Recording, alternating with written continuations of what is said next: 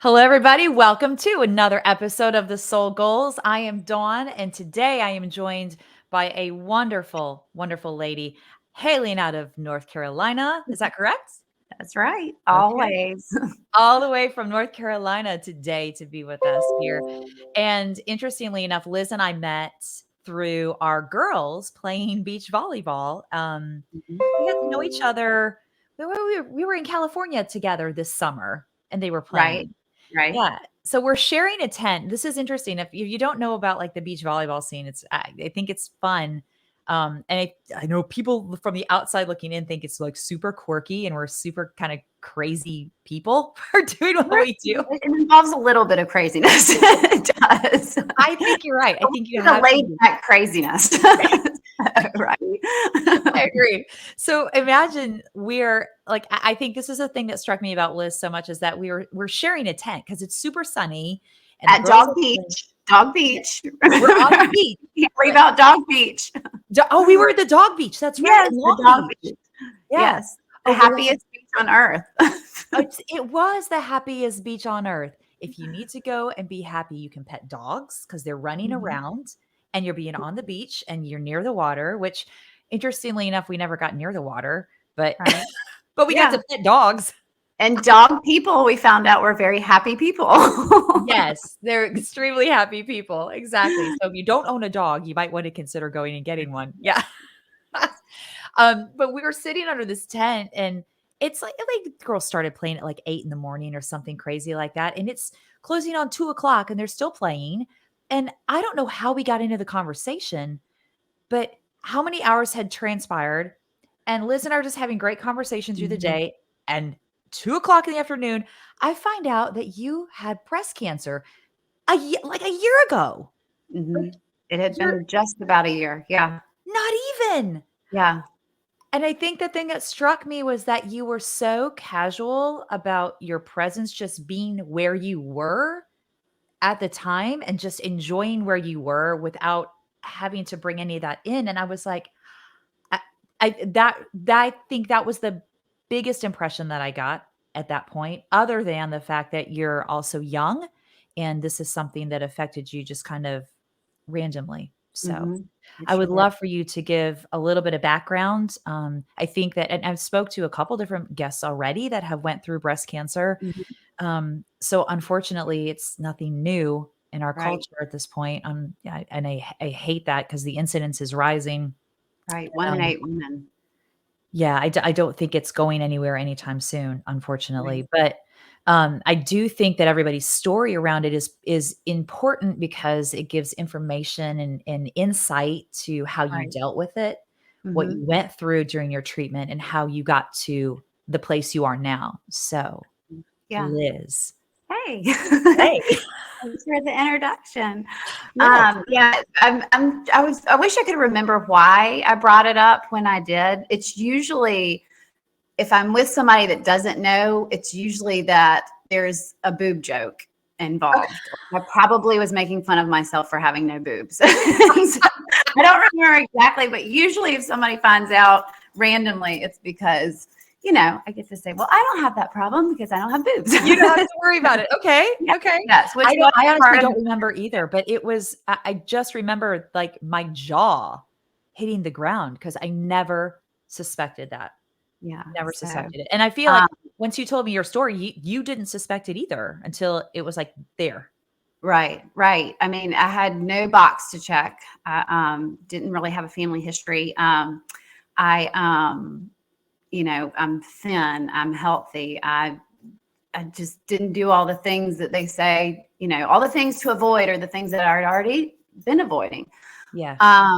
But so what happened was, and this is why I like this platform, is just because there is information about it that I think would help someone. And when you asked me to do this, I was like, this is so out of my comfort zone. Oh, But so my immediate, like I saw the text and I was like, no, was my immediate, like, there's no way. Like I'm a good texter, not a great speaker, but oh. anyway, so my immediate reaction was no. And then, soon after that, just a little voice in my head just said, if one person Yeah. if this could change one person's direction or path or help them through it or whatever, even just that one person, then yes. And I also like you a whole lot, which you Okay. know that. Well, thank you. I would do it for you.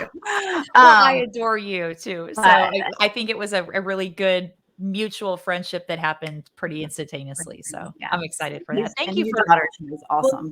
But oh, sweet. so I, you know, 6 months before the diagnosis, I'd actually felt something.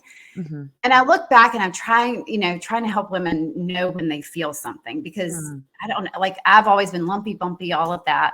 And so it's hard to say exactly what it felt like. And my only advice is if something feels different, if you haven't noticed, like check your boobs often.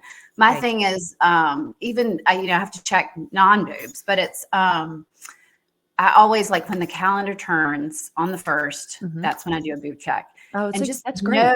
know what they feel like, Right. know exactly what's new. And if anything is new, you got to go in there. Yeah.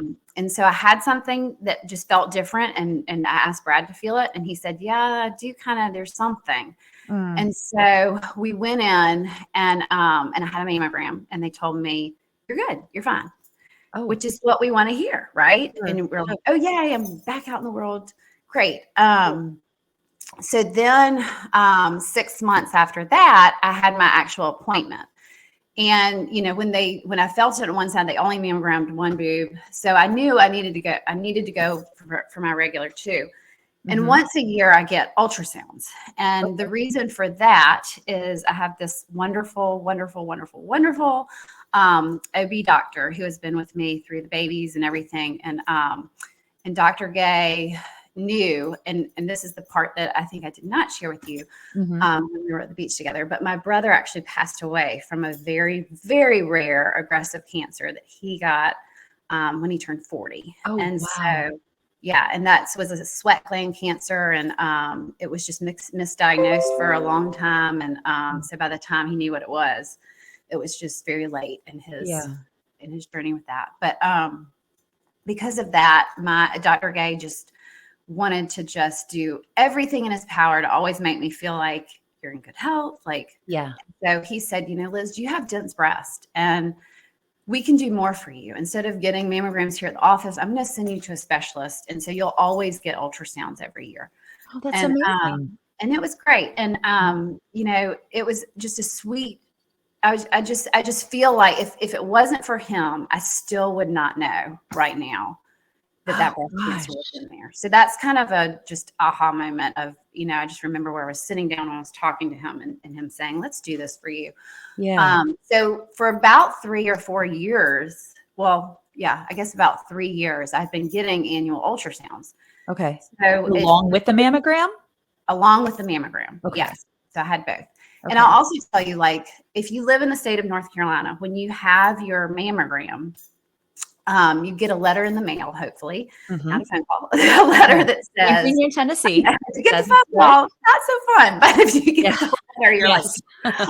um, but the letter in North Carolina says, you know, you had your mammogram, it looks fine, Mhm. but by the way, you have dense breasts, and you Yes. might want to talk to your doctor about that. I mean, that's pretty much what it says.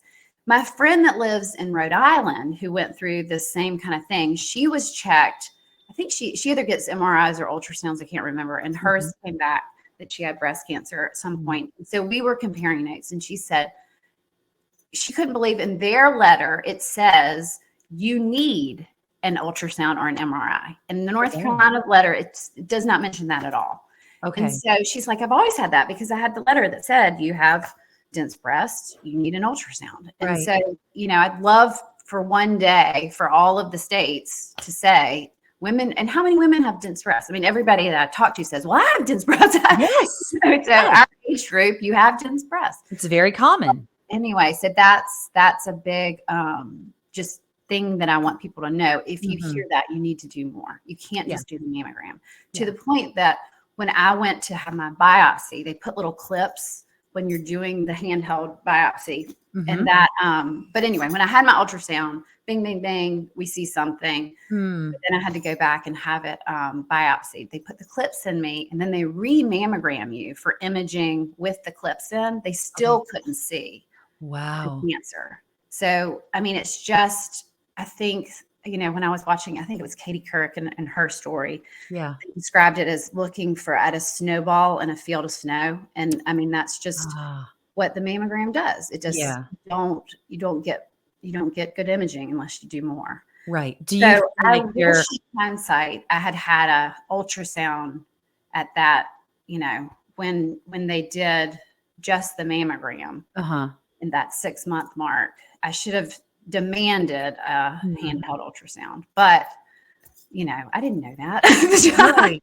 Well, this was all so new, and it was And you so get like, you're good, and you're like, okay, I'm gonna leave now. And yeah, that's and I think too, what to happened. speak to that, when you do get that, yes, everything's good. You get the letter in the mail. Hey, this is you're Yeah, fine. We suggest this, but you're other than that, you're good. Yeah, yeah. you You want just to go want to with be that good. because that's Yeah, just our human yeah. nature. It absolutely is. Mm. So then at that, when I came back, and I'm so glad I went for my yearly, because I had just been 6 months ago. Like if I Yeah. had said, I was just there, but I went and I did it. And through that experience, you have the ultrasound and they call you back. It was a Mhm. crazy day. I mean, I had sliced open my finger on a cantaloupe, Oh, which is just insane in itself. And so I was in the emergency on room the same day that you were going for your saying, biopsy? I got back from that emergency room visit, and I got the phone call that said, you need to come back. We see something on your ultrasound. Oh, And oh, I was wow. just like, are you kidding me? And so I called one of my doctor friends who was so nice to I was like, what does this mean? Will you look at my stuff? And he Yeah. did. And he said, Liz, it says something about a cantaloupe here. And You're like, I was like, it's been a day. It's just been a day. I don't know if we so move beyond the cantaloupe. Yeah. just, yes, there was a cantaloupe involved too. But anyway, Gosh. so then what happened next? It's all, that's when everything gets intense and Up. Yeah. blurry and kind of, Mhm. you go back for your biopsy. And I remember asking the doctor, who I taught his 5th grader. So, I mean, we had a Oh. connection there. And, Oh, it was kind wow. of nice being there with somebody that I could, and I will say this, when you have a medical thing, if you can just have a conversation with the doctors and nurses that is not about you, that is a superpower. Yeah. And it also gives you better care too. I Yes, mean, if you I say, get if you that. just take Yes. 5 seconds to say, so how was the ski trip? I mean, Yeah. doctors will look at you like nobody has asked me about myself, like Right. this week, this month, this year, That's a And I great learned that from point. my sister-in-law taught me that. My brother taught me Mhm. that. I was always Mhm. amazed because I would go Mhm. into his appointments so fearful and just Mhm. wanted all eyes on him. And he would start out by saying, so tell me about your son's band concert. How'd that go? I heard you, that's what you were talking about last time. Oh, And it is a wow. game changer Yeah. as far as it settles you. But anyway, so it was a Yeah. blessing that we could talk about where's 5th grade Brian now. Yeah, yeah. Well, Um, that's nice. It creates a really nice bridge and the beginning of a good relationship for the 2 yeah, of you, and you want yeah, that relationship yeah, yeah, solid. yeah. But Mhm. when he was biopsying me, I said, okay, so doctor, what are we hoping this is? Because it's not going to be cancer. Like, what are the other things? Are you thinking it's a cyst or a? And he Sure. looked at me and he said, Liz, this is cancer. If it comes back and it says it's not, we're not going to believe it. We are going to get this out of you, and it's cancer. Okay. And so that, it wasn't really, which was hard to hear. Right. And I'm so thankful that I didn't have to wait. I'm just glad that he told me that then. Yes. So I could just, swallow that. Mhm. And that's the hardest, it's just hard the waiting to see something, I think Mhm. is a really hard spot to be in. But from there it was kind of boom, boom, boom. We well, the next week was when I was in Gulf Shores for beach volleyball. I mean, it's funny Mhm. how beach volleyball kind of goes with the breast cancer story. Yeah, It's just interestingly. Yeah. because we didn't get the official word. And I had told the doctor, I said, we're going out of town. And I said, but I want you to call me no matter what when the results come in. And it was so odd. Like I got on the airplane and I turned my phone off. And I just knew, I was like, when I turn my phone back on off of airplane mode, I bet there will be a call from the doctor. And we landed and there was a call from the doctor.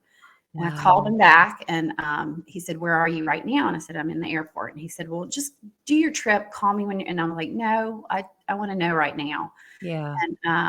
And so he gave you all the information about, what receptors were on the cancer, what grade it was, what, what you need to do next. And I was just sitting there in the Pensacola airport with Brad and Clara right there, just getting all of this information. And then Clara was playing with somebody we had never met before. Oh, And wow. and we, I couldn't even tell my son at that point. I wanted to tell him face to Oh my face, or God. he was away at school, and so we weren't going to tell strangers what was going on. And so it Yeah. was this whole, like, the Gulf Shore. We're there for 3 days, 4 days, Yeah. and with people we'd never met before. Um, Mhm. I don't know. Kinsey was. I don't. You know Kinsey, right? I think you do. I Anyway, no. I'm sure I do, yeah. But anyway, it was like the perfect person to be with. And like, I don't know. I don't like, you would have been another perfect person to be with. Oh, you're Somebody so that could, sweet. like, I don't know. I didn't have to say anything. I didn't say anything. And Mhm. we could just have a normal weekend and Yeah. celebrate Claire. And my parents had happened to come to that one too. And Mm. they knew that Yeah. they didn't know for sure, but Mhm. they knew I was waiting on news. And How then did you how did you handle that? Because I feel like you had to internalize that for a few days. Did you tell your daughter? Um, I did. And with Bill's death, that changed a lot of stuff about our family. Okay. My like my mom, dad, brother, even cousins, grandparents, like, we all did not talk about serious things, and we laughed a lot and made Yeah. we picked fun of each other. Like, that was our jam. Bill's death and his illness really allowed us to talk about things that we never talked about before. Yeah. Mm. And it also taught me that it's okay to be really honest with children. Yeah. It's okay for them to hear hard things, see hard things. And the best way to kind of go about that is to talk about it and to be Mhm. not if I hide something from them, they know that, and then they feel betrayed. And so I remember it was when Clara knew before I got that phone call that sealed the deal. Mhm. I remember I didn't even wait. I mean, when I'd gone to the doctor with Brad for the biopsy, when I picked her up from school that day, and I just remember this overwhelming, what I mean, she knows cancer. She knows what cancer can do. How in the world, when am I going to tell her? What am I going to do? And I was so overwhelmed and scared. And when she walked out of that middle school, everything went away. And I just saw Clara in a whole new, like, I don't know, it was like the first day she was born, if that makes any Oh sense. my gosh, And it yes. took away, it was so, I can't just, I mean, it just took away my fear for it. And I Mhm. actually smiled and I was so Mm. excited to see her. Mhm. And I think that is just, we live for each other and we get Mhm. through things for each other. I'm not going to do it honestly, I didn't do any of this for myself, Yeah. but, and it was somehow not hard to tell her. And she was really Wow. brave and strong about it. And she's not, Claire, she's not much of a chit chatter, but she's always just been very calm and Mhm. caring and just rolls with it. Yeah. So, but it was an experience. I'll tell you. Yeah. Yeah, I am so she knew before you got that phone call when you were in the airport what was really happening, Mhm. and she was aware. Yeah. She was How aware of did that whole tournament. She knew, and she Yeah. knows chemo. I mean, the other thing, Clara had her best friend passed away when Clara was in second grade from Oh cancer, my. and so it's just kind of one of those things that, like, our family has just kind of been, we just know it. Yeah. So, Well, and I think too, the experience has helped you not that it's a comfortable situation, but it's made you, um, made it a little bit more formidable for you to go, "Okay, I Yeah. understand this is birth and death is a part of life, and it's a Mhm. cycle, and if we are present when we're present with these people, we can't regret relationships, we can't regret choices as much as pour as much of our presence into being in that present moment and Mhm. understanding that, you know, things don't go away. We can Mhm. kick the can down the curb, but it doesn't make it stop, I Yeah. guess. So Yeah. bravo to you for being that example for your family and leading your family in that way. Mhm. That's yeah. I would have never thought that about us 10 years ago, but it's just kind Yeah. of molded who we are and how we walk forward. Yeah, absolutely. So as you're sitting there watching her play for those 3 days, Mhm. what was the feeling inside of you? Were you just like, "I'm ready to get this done. Let's go. I wanna get it over with," or were you, like, still trying to process, "This is what's getting ready to take place Yeah, for me?" I mean, that was probably one of the it's weird because I really enjoyed volleyball that weekend. And that's Yes. I think I have totally understood why sports are so important in the world because it Okay. is the only thing, and my sister-in-law said this too, like when she would go watch the children play basketball. It just takes your mind off of it. I mean, it just you're everything else that you have going on, you just shed that and you're just yelling and screaming and excited and Yeah, all yeah. these things. Yeah, But it's a nice d d I wouldn't say distraction, but it kind of yeah, is for the moment where yeah. yeah. But I did not sleep a single night that I was there. And so, Yeah. and that weighs on, and you Mhm. don't even feel tired the first day, but eventually you start feeling like you're having an out of body experience when you haven't slept. But Right. that is when, and I'll be real honest with the world right now, but Yeah. like the nighttime, I just remember that hotel room. The hotel room, the wallpaper had Mm. circles with dots in the middle. I mean, I thought the whole place was like screaming at me. There Oh, were boobs on the wallpaper, I swear. yeah. But Oh. anyway, I that this trying to sleep was just terrible. Mhm. And that is when I just it was spiritual warfare is the only thing that I can Yeah. really label it, but it was not thoughts of mine. It Mhm. was just very dark. You're doing this to your family. You're doing this to Clara. You know, should you even be here? Should you Wow. even survive the night? Like, is it like you're just? It was really really hard, and Mhm. I had never had that kind of just dark grim thoughts, and Mhm. so the day and Brad, I mean, Brad is just he is warm and he is solid and he is the we're not going to worry about something until we have to worry about it person. Yeah. And what it takes for him to worry is just It's a a lot. mountain. Yeah. Yeah. So I was so glad that he was there, Right. and he really got me through that. But it was the nighttime stuff that was really really hard. And Um, when I finally started sleeping through it, that's when life got better. yeah.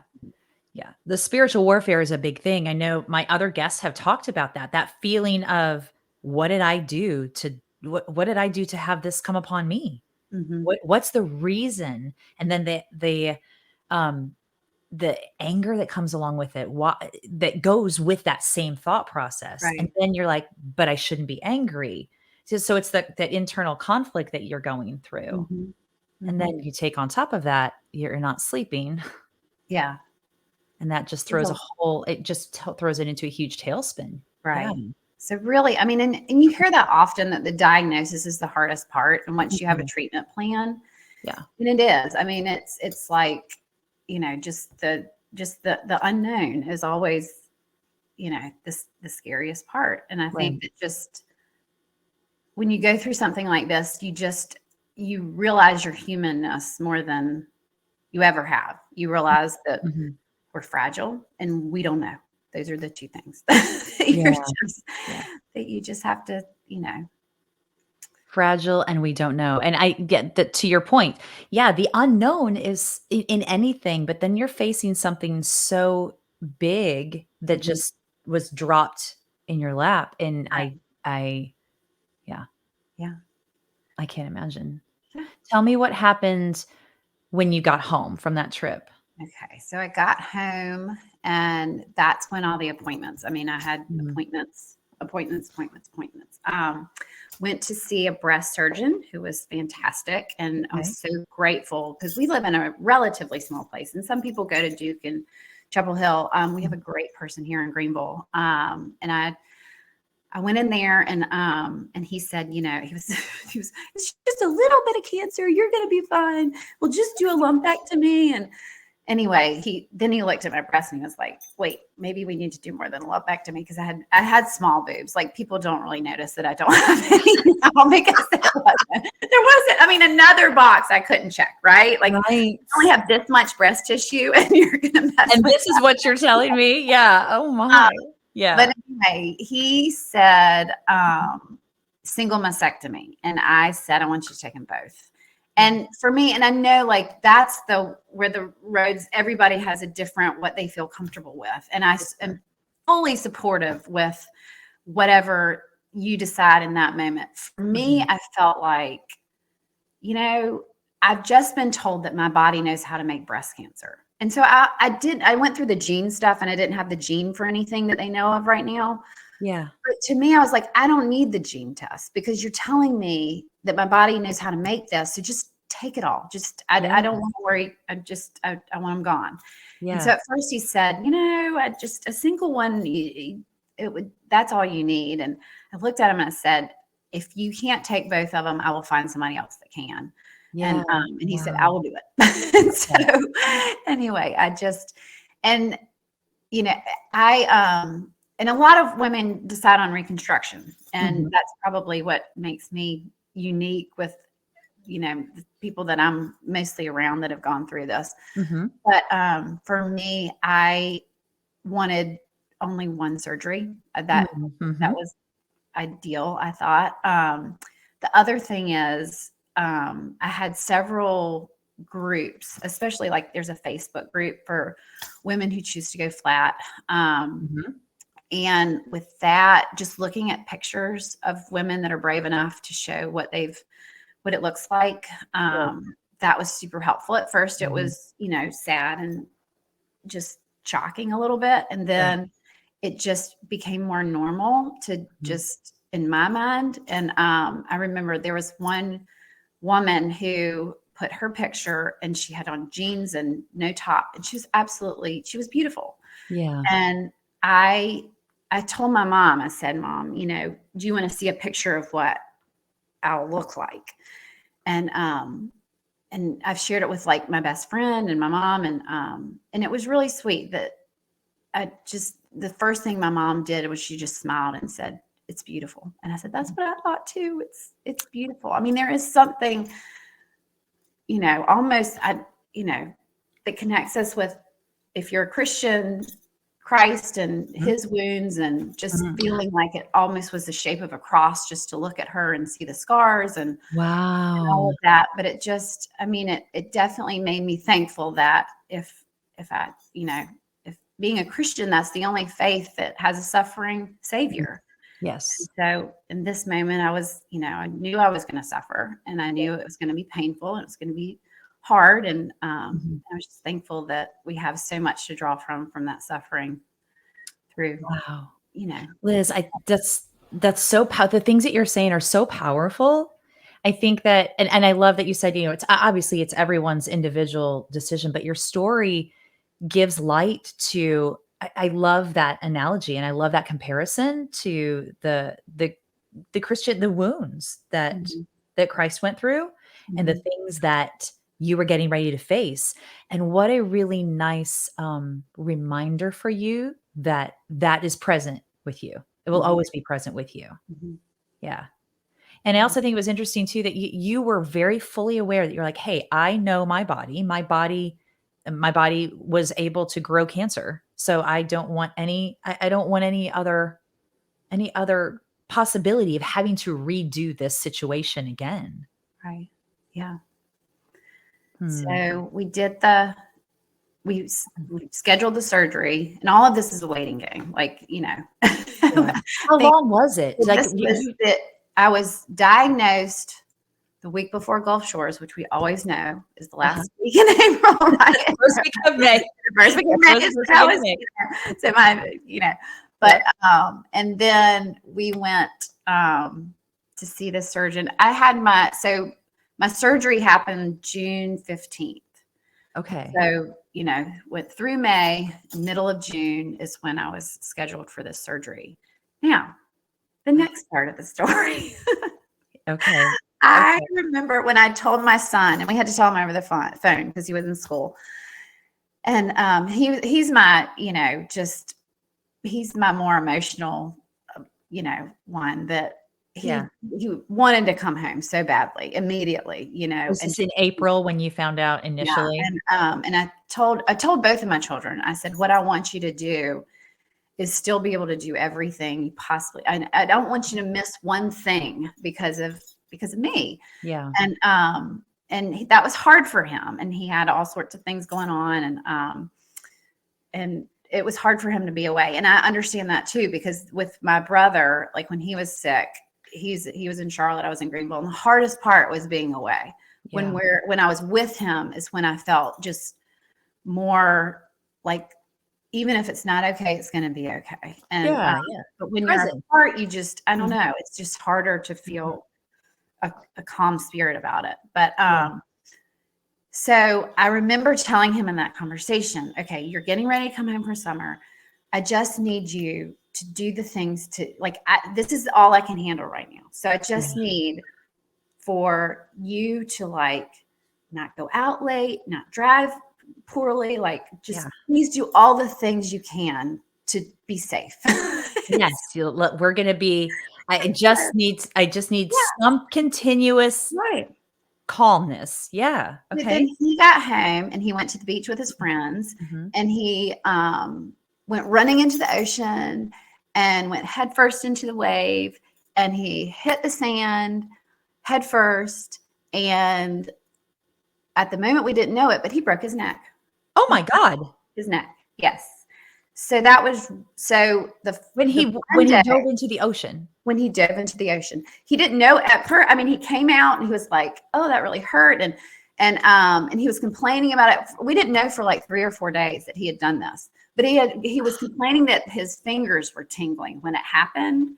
Oh. And we have this doctor friend who is just the sweetest man, came to my house, and he said, the tingling of the fingers makes me feel, I don't know, I kind of want to check him out. And so he was like, let's get him an x-ray, or, because he was thinking he wanted an MRI. Yeah. But with the x-ray, to everybody's surprise, it was being held on by about 3 millimeters of bone. So I had a double mastectomy on a Wednesday. The Monday before my double mastectomy, he had a spinal fusion and we took him to Duke for that. And this was within 3 days of each other? Yes, within 3 days of each other. So he had his surgery. Then we stayed with him Monday night. Tuesday night, my in-laws came to stay with him while we came back and slept at home to get up for my leave here at 6:30 in the morning, double mastectomy.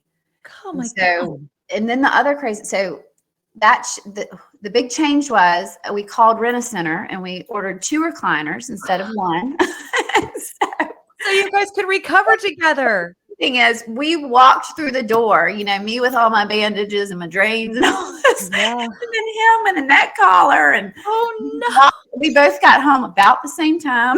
And we got our recliners, and we spent that's the rest of the summer healing together. Oh my gosh. Quite a connection that you have.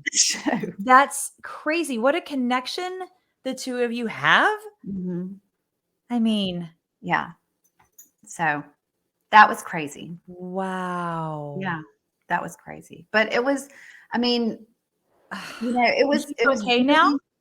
Oh, he is. He made the club baseball team at school. He's okay. Yeah, he's okay now. So, yep.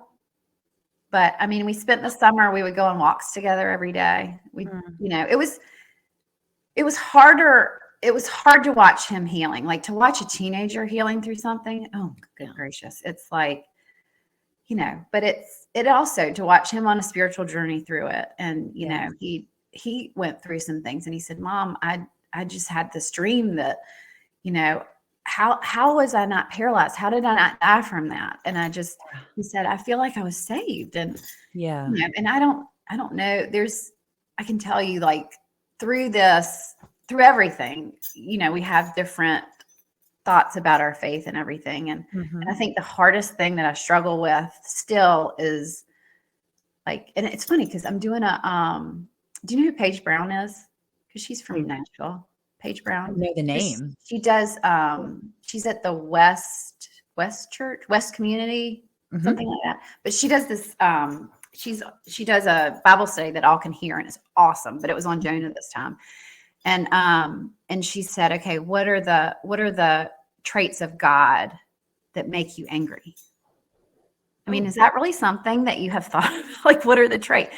No, And but it's really I like he's that like, because it gives a whole other dimension yeah, that we I may mean, not are have looked you angry at God's grace? Are you Mhm. angry at and Mhm. I realize I'm like, I'm angry with God's power is where I struggle, because Yeah. I'm like, why are some people saved? Why do some people, and I'm like, I know that he can save. I know that he can do that. But Mhm. anyway, so that's the part that I have friends that are very much like, speak good things will happen, and that sort of Yeah. thing. And I hate to be like the Debbie Downer, but I'm like, bad things happen. They It do. does, yeah. I Yeah. mean, for us to get out of here, like, nobody gets out alive, is what my dad always says. Yeah, Like, yeah, true, we're, true, and yeah, you don't you there some of those things that happen are they're the reasons behind them are to shape us as humans to move right, forward into our next season of life, to yeah, be a different person or to be a better version of who we are. yeah. Which better version still would have liked to not have it happen. All right. Hindsight being what it was, we All didn't the need to go through character, I'd give it away. yeah, didn't need to have my breasts taken off and my son's neck almost broken Right. or broken and almost yeah, all the things that went with that. Oh, Yeah. But it is, I mean, I think what I've learned most is that, just God's part in my life is just he's what helps me get through it. But yeah. I'm not gonna, I'm not gonna test him and ask him to fix it, or, I mean, even I think that when you say the whole no matter what, and that's, even if that's where my faith is, and that's Mhm, a stronger faith than ever, even in some ways. mhm, It sounds like it's, because I have a friend that I just have started to get to know that's going through this breast cancer stuff. And she said mhm. something about, I'm scared. And I know that's not showing my faith. And I was like, I think Oh, fear is absolutely right for this world, yeah, and yeah. it's okay to, that's when he Mhm. comes and helps us. And that's the part that I think where my faith is right now is, I know that he, like, when we have been in our darkest days, that is when things change. And Yes. it's not always the And change that we, that looks pretty on a Facebook post, but but it's a change for us as human beings that's needed on yeah. some level to save us, to get us to the next point. How did your son's faith grow during all of that? He I mean, it was, I wish he was here so he could answer that, because I don't want to put words in his mouth. Mm, But he's always been real spiritual. I mean, okay. he just wanted. We used to go to a Methodist church, and he just begged to go to Nana and Papa's church and get baptized. Like, that was just bee's knees Oh, to him. And yeah. so I I think that it's just something that he will draw from too, to just Mhm. realize, if something bad happens, then remember how I got through this with your help. And I know I'm gonna, have your help through anything. Yeah, and I think too, there are so many people that come to the end of their lives, a very full life, that still have questions about Mhm. why this is. And I think sometimes when we go through things at a younger phase and we can really plug in and connect to what that faith is for us and where we get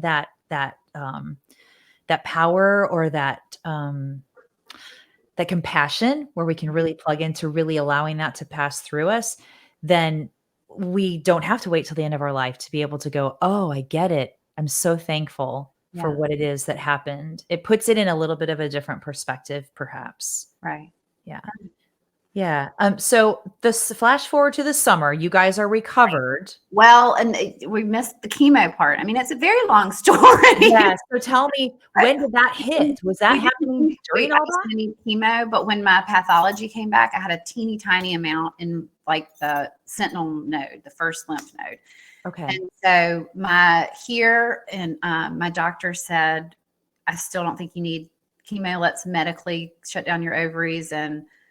But I decided to get a second opinion, which she was totally on board with. She was like, yeah, go to Chapel Hill. Maybe there will even be a study you can be a part of. Yeah. And it was more that I thought I was going to make sure that both of them agreed with the medication that I should be on. Because that's the thing about breast cancer. I don't think a lot of people realize it's not one of those like, okay, if it doesn't come back in 3 years, then you're good, you're clear. But Yeah. it's just a constant, like I'll be on medicine for like 10 years. Mhm. And then you just hope it doesn't come back. But it's just one of those that it could come back in 20 years or in 30 years. I mean, it's just kind of so hopefully somebody will figure out a different solution to it. But anyway, so the Chapel Hill people really surprised us. Brad went with me, and first we had one guy walk in the room that wasn't the doctor, and he said, tell me about yourself and did all this stuff. And then it was so odd. It was like, and by the way, we want you to do chemo. I was just, Brad, like, how are you? Yeah. What? And he goes, and do you have any questions? And I would look at I looked in my notebook and I was like, none of these questions work right now. Yeah. I don't know where to start. And I was like, yeah, we need a moment. Yeah. Totally not prepared. Brad and I just sat there and we regrouped. And it was one of those other ones. Like when you hear it at first, you're like, oh my, you do the freak out. And then we were like, okay, we're going to do chemo. Come back in the room. Tell us about chemo. And so I did 4 rounds of chemo. I did cold capping to save my hair, which I don't know if you watched the Today Show at all. Jill Martin, who does Steals and Deals. I'm not a huge Today Show person, but now I follow Jill because she's the first woman I've ever seen go on live TV and talk about pull her hair up to show I lost about half my hair. She's probably lost about half her hair. So and you won't really notice it unless when she pulled it up and she was bald underneath. So the cold capping is to prevent as much hair loss as possible. Mm-hmm. Yeah. Yep. What does that involve? Because I'd never heard of that before you said that you had done that, and you're just talking, randomly about it. I was like, oh, cold capping. Yeah. Oh. So at first, when I chemotherapy, my doctor from Greenville called, and she's just wonderful. But she called and she said, okay, they just called me and said they want you to do chemo, and she said, do you feel right about that? And I was like, well, what would you do? I mean, obviously you told me. And she said, Liz, I looked at the tumor board that was sitting to hear your case. And she said, you had the finest of the finest, the people that I would trust with my life. Whatever they said do, I would do it. And then she said, and I recommend cold capping. I was the first person she had ever recommended cold capping to. Okay. And I said, no. Not interested. I was like, I can't deal with that. I don't care about my hair.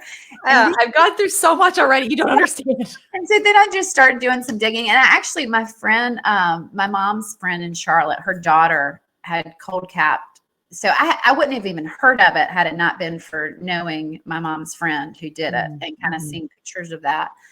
And then when I did some research about the chemo that I was going to get, it said that 10% of women who use this, their hair never grows back. Oh, I didn't realize that was a thing. And so I just didn't know that either. That chemo was not something that I had to do. It was still a choice. Mm-hmm. So I was like, so maybe my luxury item through chemo is hair. Yeah, there you go. Okay. But it involved, you get you rent this whole system. And the hard part of that was finding dry ice. wow. You have to get 60 pounds of dry ice, which is a lot of dry ice. It's expensive too. You have to find it, which is also, when I went through this, there was a dry ice shortage because there were 2 plants, one in Savannah and one in somewhere in Virginia, that shut down. And so it was hard to find dry ice. You can usually find it at the grocery stores, and we have an air gas place. I didn't have any trouble finding it the first time. Got my ice, and Brad was my cold capper. So basically, you have this helmet system that velcros and straps to your head that's negative 35 degrees, I think. What? And you put that on every 20 minutes. So you put it on for 20 minutes, and then you have to take that one off and immediately put on another one. So Brad was doing this for 8 hours. My husband was doing this for 8 hours. Yes. And I'm trying to encourage a friend of mine to do it right now. And she's just like, oh, weren't you miserable? And I know this sounds crazy, but like jumping into a swimming pool when it's cold, when it's like 75 degrees, it makes I don't want to do, but cold capping was not, it was not that bad. I mean, that first cap was kind of like, whoa, there it is. Yeah. And it's not something, I mean, I wouldn't sign up to do it for fun, but it was not bad. It was, and you have to, the hardest part really was babying your hair, and like, you just can't wash it often. You can't use a, straightening iron or a hair dryer, or you can't color it, which is, now I have gray hair, but so that was an experience in itself. And then, so every time it got harder to find the ice, and it was very expensive. And I'll tell you, so there was no ice every time. So every time, the day before chemo, I had to find dry ice. And we got it in like 30 minutes away one time we had to go. And then I think it was the second time.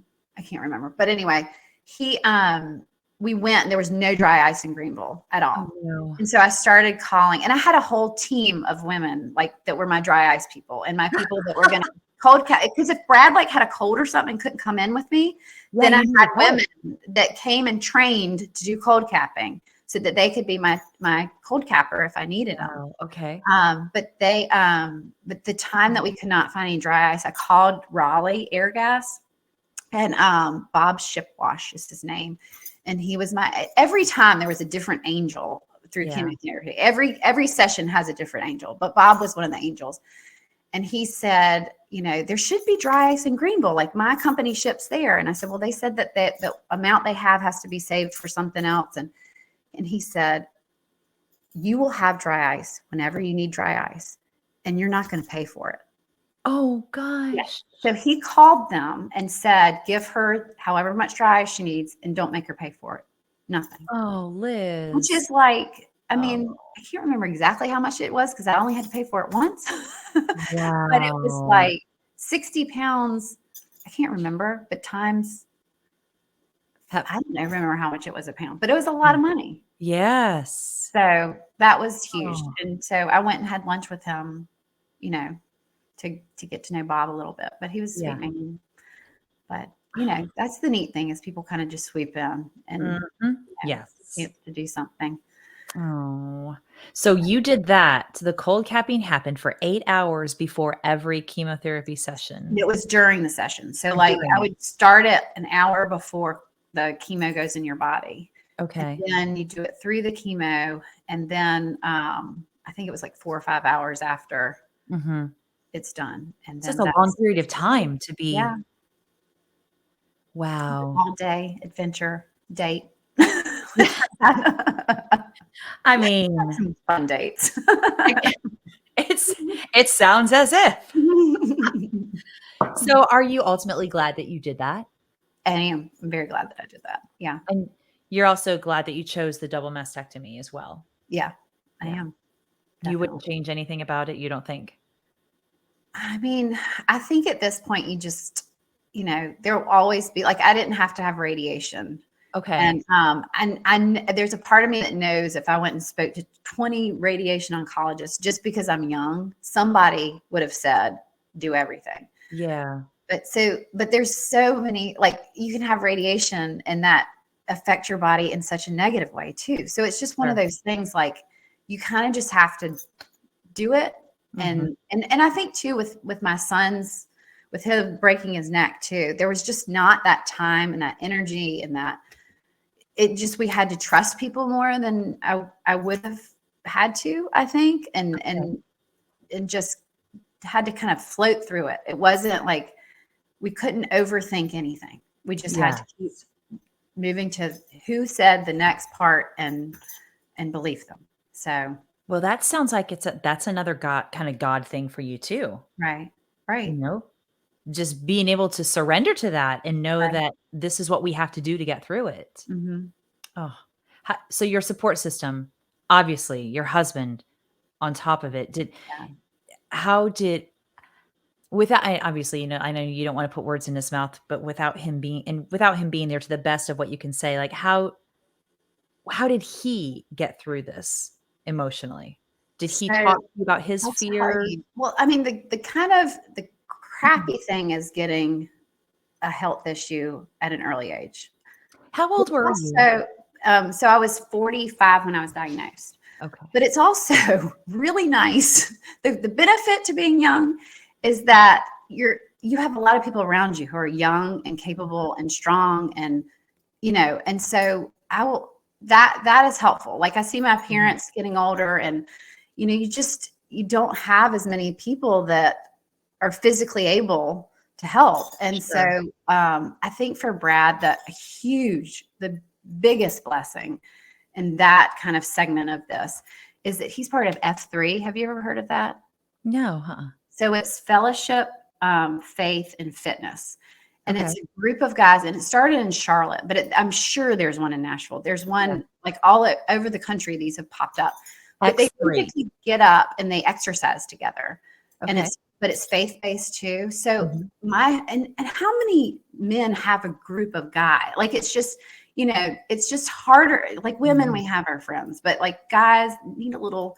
It's a different deal. Yeah, wired differently. The day that chemo started, he was supposed to be on the Blue Ridge Relay, which is something that F3 does every year. Okay. And that group instead, so that morning they came as a group, and before they left, and they did a run around the, like, to start and finish where I was going to have treatment. And then they prayed over the facility. They prayed over all the doctors. They prayed over everybody that would have to enter that space. I have the video. I'll have to Oh, share it with you. But to see a group of men praying together, yeah. and the way they did it was like, not like they didn't have one person just saying the prayer for everybody. They all just Mm, packed together, hands on top of each other, mhm. and in unison prayed their own prayer. It is the most powerful thing. I But love it. Mm. anyway, that group of men, they made bracelets, fight on Liz. Oh my And they just, goodness. every single time I had treatment, sorry, every single time they Mm. had treatment, they did that. They showed up in the morning and they prayed over everybody that would enter that space, Oh, Liz, including me. that's And so it was, touching. so that was, Mhm. for him to be supported with a Mhm. group of men was Yeah, amazing. I mean, that is something that's like, yeah. wow. And so, and then I had my, I just, when this started, I had two women come to me and say, can we have, like, one in particular said, I really feel led to have a worship service Mhm. in your home for you before you start. And this was before I even had the surgery.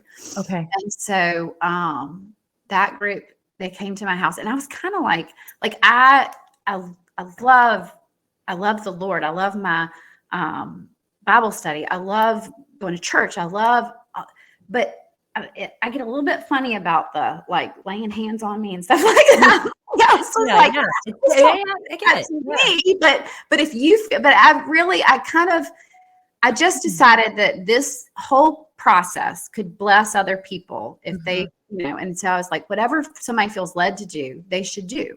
Yeah. And so they came and they prayed over me, and we sang, I mean, they played hymns, and it was very powerful. It Right. was amazing. And it was just and so that kind of started a text group, Mhm. and and through that, we said, we're going to see how the Lord works and through this. And so it was just being able to share with them every time something that wasn't supposed to go right went right. Yes. Just to Yes. be able to have that. And then my parents, like having Brad's parents and my parents, like being this age, you still have mom and dad Mhm. to help. And my Yeah. parents were here for 3 weeks after having my surgery. I mean, they just Oh. and that was so helpful because with Mead being here, I mean, that was I physically couldn't be, his caretaker too. Mhm. And so Yeah. my parents really stepped up, and like having my dad playing Wii with him like was so Oh. helpful. And they got into all of these like books and that sort of thing that, I mean, just having more people in the house because I'm sorry, like teenager friends are not as helpful. I mean, they're, You're but right. and they might say, "Yeah, buddy, I'm sorry about your neck," but like they're going out with the girls. I got stuff to do. I'll catch you tomorrow or Right. maybe on the weekend. Yeah. Teenager friends? Yeah. No. Yes. Learn to appreciate some older friends in his life. Yes. That's for Yes. sure. Oh, but it sounds like everything from the X3 group with your husband and the group that came in and worshiped with you in your house before everything started. The first thing that comes to my mind, and it just get chills when I say it and when I was thinking about it, is that it was all broached in love. It was all the foundation of your treatment and your process was planted in like a seed of love. Yeah. And and and and that's very powerful. I think that's a really powerful thing for the cells of your body to feel that support and to trust it and have to surrender to that and just know that it's not anger. It's we're going to get through this and we're going to trust and we're going to love you through it and we're going to Yeah. love your family through it. Yeah. And there was a book that a friend gave me called 50 Days of Hope. Okay. And that book has a devotion, but it's very specific. It was a woman who went through a colon cancer that she was not supposed to do as well as she has continued to do. Yeah. And she then ministers, but she works in a doctor's office now. And so she has all these stories of people going through cancer. And she has support groups for them. That became her job through this Oh, experience. So she has 50 days of all of these stories. She was like, when you're going through this, I don't want to, I want to hear every story, but some stories are hard to hear when that can be me. right. And so these hopeful stories are just the ones that, okay, when I have a fear, like, let me just read something that keeps me in hope. But Mhm. I loved them so much, and especially on those darkest days. Like if I got up in the morning, I was like, do I really want to be here today? Do I really want to go through these things? Then I Yeah. would read one of those devotions, and it would always, always give me a little boost to Yes. get up, whatever doctor appointment, surgery, whatever was in store, just keep going. Mhm. But it was like I savored those stories so much that I would not allow myself to read one unless it was a bad day. Okay. I haven't finished the book. Oh my gosh, I just got So, chills yeah, again. I That's haven't finished the beautiful, book. Liz. And so, it's just that and whoever's going through this right now, that's what I want you to know. It's like you will have good days. You will. And Mm. like that's the neatest thing about looking back on it is like, I had surgery and then 5 weeks later we still went to California, beach volleyball. We still went. And Yeah. me had his neck collar on and I still was wrapped in an ace bandage. And it Ah, was a great trip. And I yeah. and I think about like when it was so dark when I was sleeping or trying to sleep and I just had all those, should you really live through this? Should you just end it now? And Mhm. I look and I'm like, if I had made a bad decision there, if Mhm. I'd listened to whatever terrible, ugly voice that was, and all of these things flashed through this year that I'm like, I would have missed that. I would have missed that. I would have missed that. And like there are a lot of great things that happened this year in the midst of all of it. Right. So Yeah. I'm grateful for that. Yeah, Less and than you're less looking than 50 bad days. So I I think don't know the that's exact number, so less than well 50. okay, so 50 Days of Hope is the book, correct? Yeah. Okay. I just wow, wow, wow.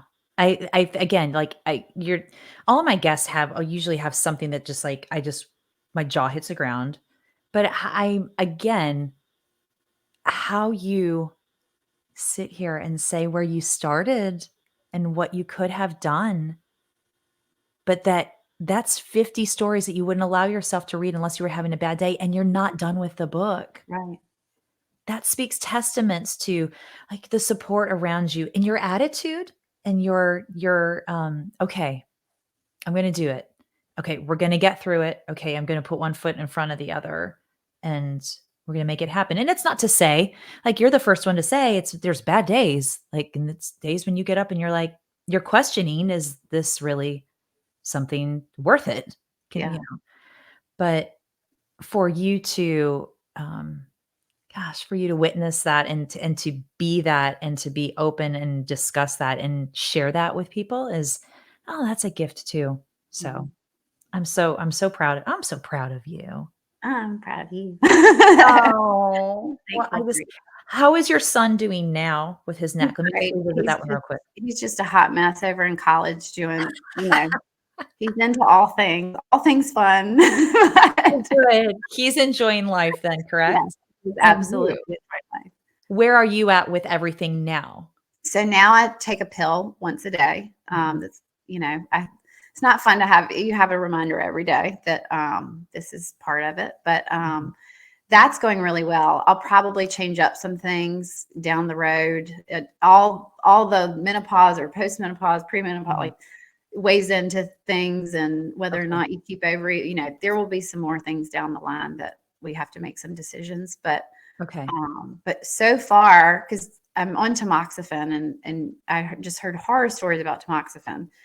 And so far, I can't. I mean, unless there's something hidden going on, Yeah. I feel fairly normal. And I mean, I'd say that a big change in me going through this. I was healthy before, but now I just have like non-negotiable health issues. Okay. Like, for example, I wish that more women understood alcohol and how our bodies don't process it like men do, Yes. and that the breast cancer risk, your breast cancer risk goes up by 30%, for every, I think it's if you drink 3 glasses or more a week, it goes up by 30%. Wow. Every glass on top of that is an extra 10%. Wow. So I wasn't a big drinker, but summertime, week at the beach, like Mhm. I, I was definitely bumping that number. Yeah. So I rarely drink now. Mhm.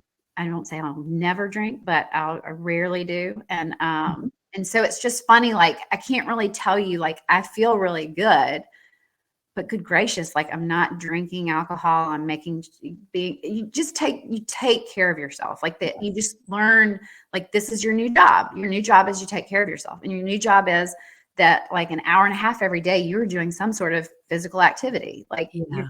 instead of thinking that other things are more important than that, um, drink a whole lot of green tea. I just, Mhm. there's just Okay. things that I just say are non-negotiables in my day. So Yeah, and it's choice too. And yeah.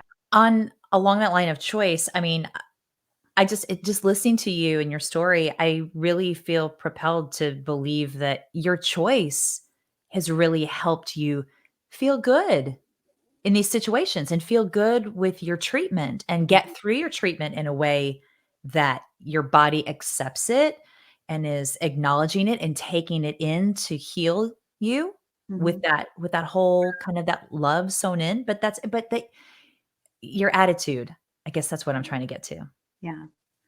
The hardest part about thinking of what we've talked about is probably thinking, when you brought up support group, like, they're just, Uh-huh. that's the overwhelming part. And I think when my brother died, and everybody was so concerned about my mother. I mean, you do, like, that's, Yeah. and I just remember getting to Charlotte that first day. and not worried about my mom, but she said to me, she came in smiling. It's like, gracious. Oh. But she said, Elizabeth, she said, so and so did this. And that's how we felt. I mean, people brought meals. Like, I had a Mhm. friend bring me lunch before my surgery just because she knew lunch was the day that I was probably most likely not going to prepare for myself because I wasn't doing something for my family. Yes. And, but my mom said it best is she said, it's just all of these people are helping and doing this and that. And she just looked at me and she said, how could I be anything but grateful? Her son had just died. And that is the little, like, whenever something is stressful, whenever something is not going well, I have that voice. How could I be anything but grateful? And I mean, if you can say that in your like lowest moment, that is the superpower, Yeah. because ultimately we are grateful because we know that there's more than this world. So that's my mama in a Mm. nutshell. Well, the apple certainly does not fall far from the tree. I will tell you that. So, That's a big compliment. well, it's true. That's a thank you for that because I will take that. I'm going to tuck that in my pocket Yeah. and I'm going to spread that one to my family and my friends because it's true. It's true. It is so true. And I think it's nice to be reminded of that and to yeah, to be Yeah. allowed to hear the vulnerability behind the darkness that you went through, but then this light space that how could I be anything but grateful? Mhm. Yeah. And I think that's a big difference maker when you go into a situation like you had faced and that you had to go through. So, Mhm. oh, Yeah. Liz, you're awesome. You're You're so awesome. awesome. Thanks. Well, I would love to wrap this up, but I want to do something a little bit lighter hearted because I just think it's fun. And I think this is going to be really super interesting to learn a Okay. little bit more about you as a person outside of what you went through and your story here. So I want to throw some rapid fire questions at you. Are you good with that? Yeah, yeah. Okay. All Go for right. it. Shoot. So, number one, here we go. Who do you text the most? Well, it would, can I just say girlfriends in general? I mean, Yeah, yeah. I'm big, like we either send TikToks or, college girl funnies, like just, sorry, Brad, but he knows, he doesn't want me to text him all day. It's No, make girlfriends. it It's just yeah. girlfriends. Girlfriends. Okay, perfect. All right, number 2. What is your favorite store? I like TJ Maxx. Like, I like to get a deal, so I'd say TJ Maxx. Okay. If I have a coupon like Anthropology or something, but Okay. I don't like to buy things full price. Okay. Yeah. Yeah, TJ Maxx is like Rue a La La. Do you ever look at Rue La La oh, I've heard of online? it, but I've not Yeah, done it. No. it's great. It's like, Okay. I love it when there's a price and it's slashed, and then there's something. I Very am much getting it to a me. deal. Yes, yes. Brad's like, you love to save money by spending money. It's your favorite thing. Yes, I Which do. that's a total contradiction, but I Yes. totally understand where you are with that. Yeah, I'm right there with you on the same page. The TJ Maxx at Fort Lauderdale, by the way, because we were in Oh, Fort Lauderdale, was a great one. I have to show you what I got there. Yeah. okay. Well, Mhm. Fort Lauderdale Yeah. sounds like it would be They amazing. had the what's that stuff that the kids love, Shack Fancy. They had that there. I'm amazed when I go into a TJ Maxx about what they randomly have hanging Yeah. there from time to time, like, "Ha what?" Yeah. Yeah. Yeah. So that's a good one. We'll go Okay, there together next summer. perfect. Alright, number 3, would you rather be able to fly or have superhuman strength? Well, these days I would like to be able to fly so we don't have to pay all this money to go to I knew you were gonna say that. Yes, because your daughter's Right traveling now, so much. I could get a direct flight via me. I would totally do that. Right? Yes. I didn't think about that one that way. Yeah. Yeah. When I spit the words out of my mouth, I thought, "Well, I Yep. know what this is gonna be Yep. right away." Okay. Alright, what trait most defines who you are? I would say, I don't know how maybe loyal-ish. Okay. I'm one of those people, like, when you become friends with me, if I haven't heard from you in a while, you can't drop me. Like, I know, like, you can't give me this. Like, once we're on a certain level of friendship, Yes. sometimes it might even be a new person. Like, I can't let it go. Absolutely. Like, you can't sneak off and say, I like to, and I like to, ask people to do things, play pickleball, just, Yeah. so I like to check in with friends a lot. So, Well, and I can attest that you do that. That's not a falsehood. That's true because we just met and we spent that day together watching our girls play ball together. And I don't know, it was maybe a week later, I got a random text from Liz. And I was like, that's oh my gosh, it was that's the what I sweetest thing like to do. ever. But it's not everybody. No, but it was the loyalty trait and I would probably call you gracious, very gracious. Okay. Yeah. Thank you. Yeah, absolutely. All right, the last one I have for you is, what is the kindest thing that anyone has ever done for you? He married me. So he goes, I mean, Brad works so hard, and Oh, I've worked and but I've always been able to just do a part-time job so that he can go out and do what he does, and I can really be focused on the kids. And so I'm very grateful for the life that he offered me, and then that, yes. but that's Oh, definitely, his marriage proposal was the greatest gift. well, do you care to share how he proposed? We went to the Grove Park Inn, and Oh, in Asheville. we were babies. I mean, we were babies. I Right thought we on, were okay, babies. okay, I was right out of college. And okay. so he we went to dinner, and then he had my room ready, and the ring was in a bag that he had given me for my birthday, and so, yeah. And then but I knew we were so young. We were engaged for like almost 2 years before we got married, because it was Okay. just knew that we wanted to be engaged. But I You also just was knew, like, yeah, I want to yeah, work on my own. I want to start off life just knowing that, I'm not going straight from, you know, being a daughter to to wife. there. I wanted to have a little bit of in between time. So, Perfect. yeah. Very, very, very beautiful.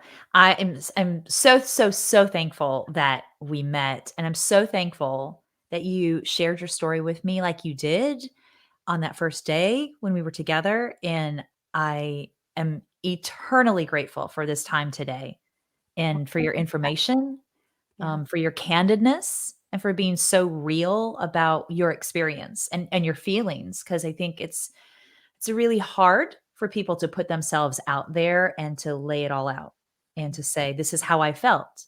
This is where I was. This was my darkest thing." But then to also be able to share that this is where I got to because of that. I think that's a real level of resilience and just really tenacious spirit of sticking with it and not giving up on yourself. Yeah.